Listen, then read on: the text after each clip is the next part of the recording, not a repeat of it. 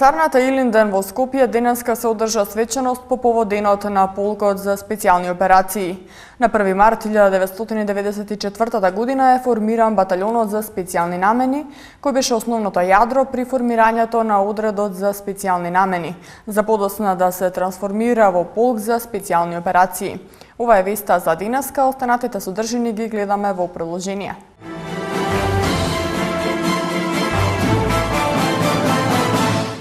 Градот Скопје проширува соработката со Будимпешта. Македонија ќе биде домаќин на најпознатиот италијански детски филмски фестивал Джифони Филм Фестивал. Јавната општинска установа детска градинка Гоце Делчев и основното училиште Браке Миладиновци се стекнаа со статус еко-градинка и еко-училиште. Со примена на старите обичаи се продолжува македонската традиција.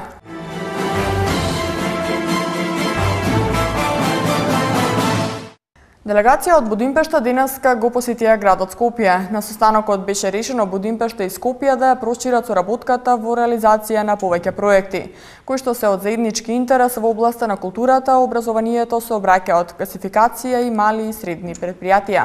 Ивана Митковска. Делегација од унгарскиот главен град, предводена од заменик градоначалникот на Будимпешта Иштван Џорџ, денеска беше во посета на град Скопје.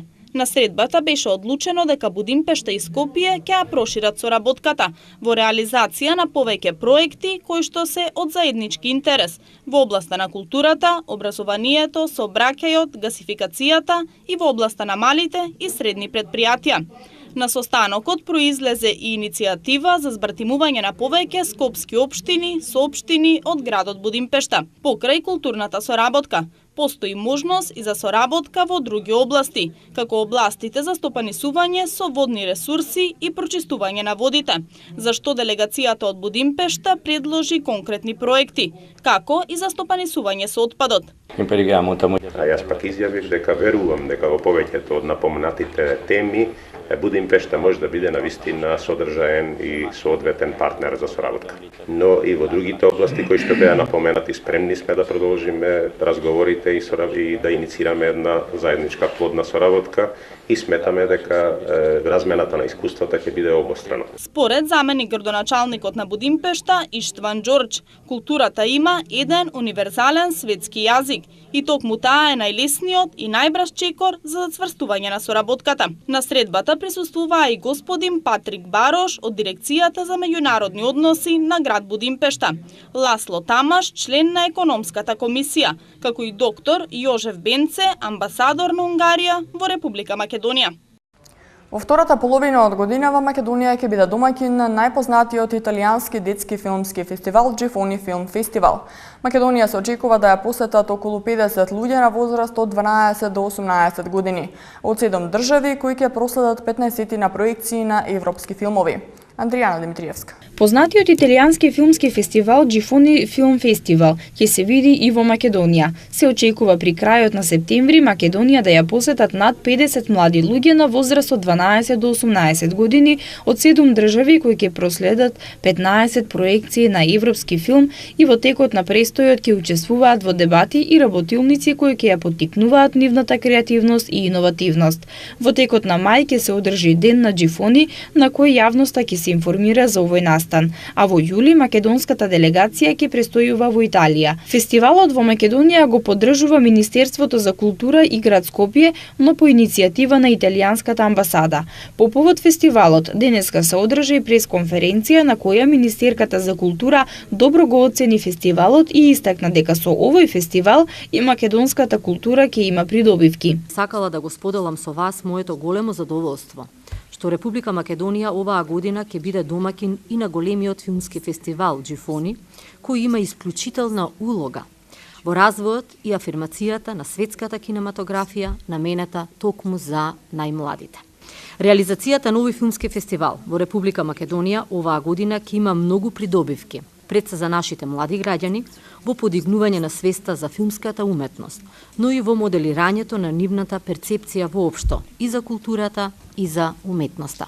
Министерката додаде дека ова искуство за младите луѓе перспективно ќе влијае на нивното понатамошно професионално насочување, а исклучително е важно што младите луѓе ќе имаат можност да се запознаат со културните традиции на другите земји. Директорот на фестивалот Клаудио Губитоси истакна дека овој фестивал има традиција околу 43 години, а заслугата што тој дошол во Македонија ја имаат младите луѓе од Македонија кои ја покажале нивната посветеност на минатогодишниот фестивал, а за поздравување е и фактот што младата 17 годишна Илина Димитровска ја имала привилегијата да се запознае со актерот Николас Кейдж и да го запознае не само на професионално поле, туку и на приватно. Самата програма и изборот на филмови е исто така едно одлично искуство, поради тоа што се избираат филмови од различни делови на светот и дури има можност да се запознаеме со режисерите по завршувањето на филмот во сите тие дискусии.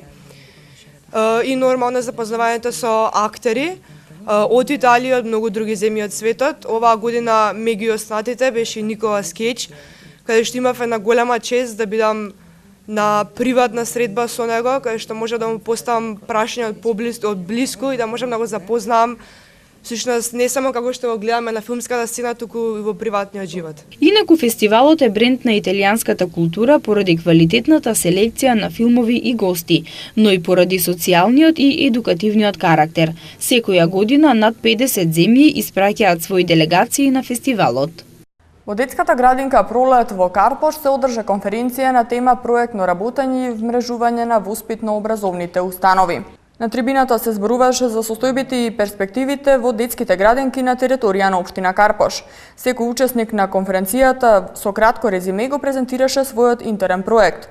На конференцијата беа присутни 65 представници од 12 градинки од 4 основни и 4 средни училишта од општина Карпош, градот Скопје и Република Македонија, како и од приватното училиште Јахја Кемал и специјалното училиште Златан Сремец.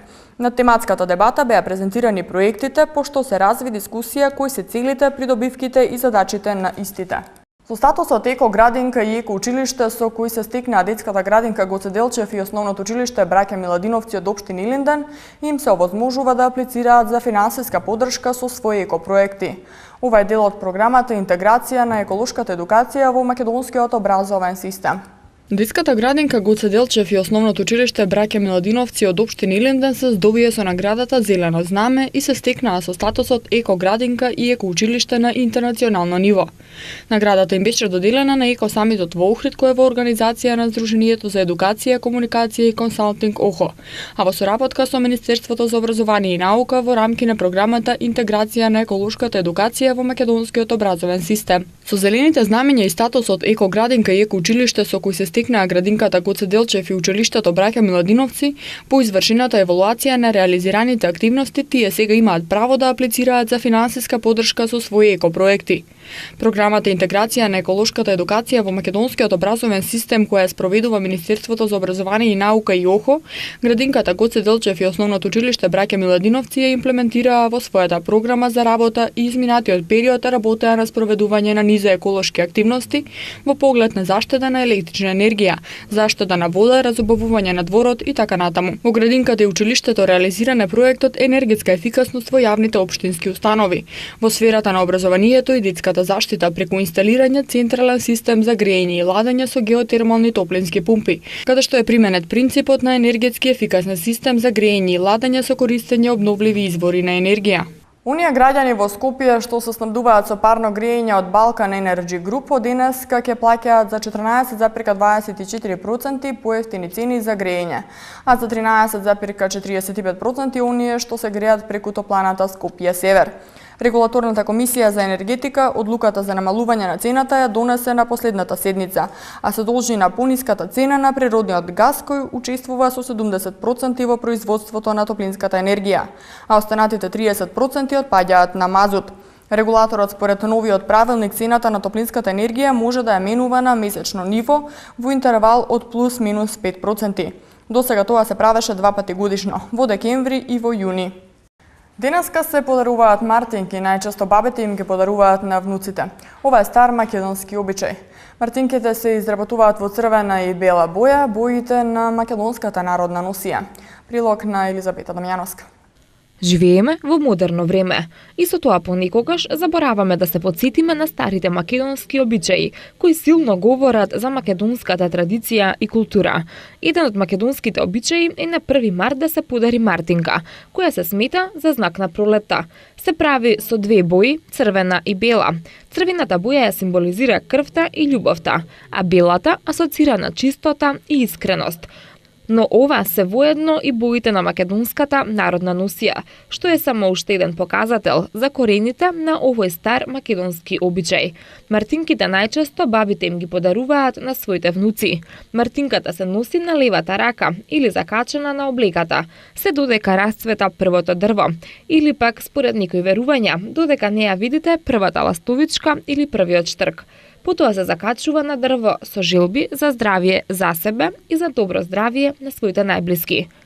Од древнина до денеска, овој обичај кај македонскиот народ се задржал делумно во одредени региони, а најмногу во регионот на Преспа, во Скопје, во Струмичко, како и кај македонците кои живеат во егејскиот дел на Македонија, Солунско, Костурско и Воденско.